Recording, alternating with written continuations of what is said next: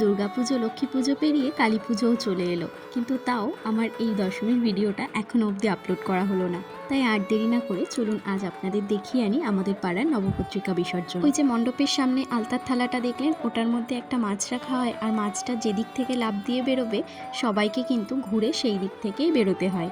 সপ্তমীতে যেই ভাইগুলো ঘট ভরতে গেছিল, আজ দশমীর সকাল সকাল তারা কিন্তু আবার চলে এসেছে ঘট বিসর্জন দেওয়ার জন্য। আমাদের পাড়াতে কিন্তু দশমীর দিন প্রতিমা বিসর্জন হয় না, আমাদের শুধু নবপত্রিকা আর ঘট বিসর্জনটাই হয়। আবার প্রতিমা বিসর্জন দেওয়া হয় 2-1 দিন পরে। বিজয়া দশমীর দিন সকলের মনটা একটু খারাপ হলেও আমাদের কিন্তু সেই খারাপ লাগাটা থাকে না, কারণ আমরা তো জানি মা এখনও 2-3 দিন আমাদের সাথে আছেন। পাড়ার সকলে একসাথে চলে আসে এই নদীর ঘাটটাতে। এই ঘাটটা কিন্তু একদম আমাদের বাড়ির সামনের ঘাটটাই।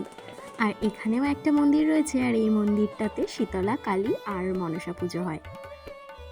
সপ্তমীতে যেই দাদা নবপত্রিকাকে স্নান করিয়েছিল, সেই দাদাই কিন্তু নবপত্রিকাকে বিসর্জনও দিয়ে দিল। এবারে একে একে সবাই ঘট বিসর্জন করে দেবে। সেদিনও কিন্তু নদীতে প্রচণ্ড স্রোত ছিল, আর তাই ওদের কিন্তু বেশ ভালোই অসুবিধে হচ্ছিল বিসর্জন করতে।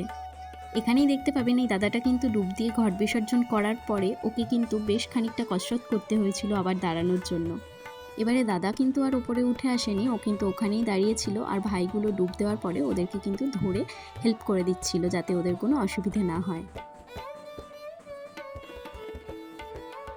ঘট বিসর্জনের পরে আমরা সবাই চলে এসেছিলাম আবার পুজো মণ্ডপে। এখানে কিন্তু আজকে দশমী পুজোর প্রসাদ দেওয়া হবে, আর প্রসাদ নিয়ে তারপরে ফিরে এসেছিলাম বাড়িতে। আজকের মতো ভিডিও তাহলে এখানেই শেষ করছি। প্রতিমা বিসর্জনের ভিডিওটা আবার পরের দিন পোস্ট করব।